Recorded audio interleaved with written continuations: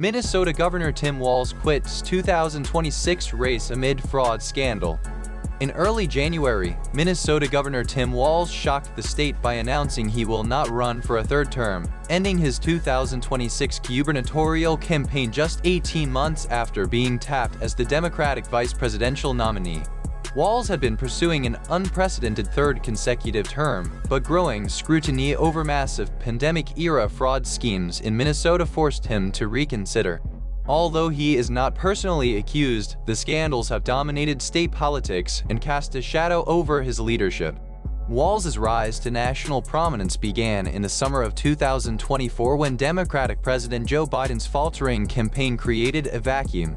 After Biden withdrew, former Vice President Kamala Harris selected Walz as her running mate, valuing his Midwestern background and folksy appeal over traditional battleground candidates. The ticket, however, performed poorly in the fall debate and suffered a decisive loss in November 2024. Following the defeat, Walz toured the country, holding town halls and hinting at a possible 2028 presidential run, before officially announcing a third-term gubernatorial bid last year.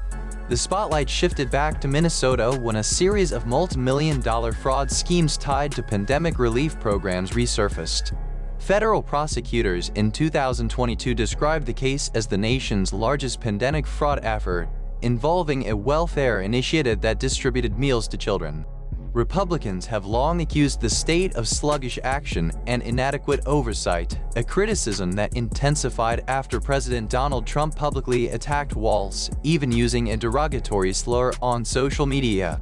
Recent Treasury investigations probing whether aid funds reached the Al-Shabaab affiliate in Somalia along with the House Oversight Committee probe have kept the issue front and center.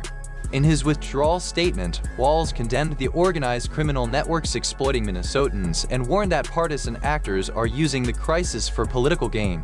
He accused Trump and his allies of seeking to make Minnesota colder, meaner, and of dividing communities.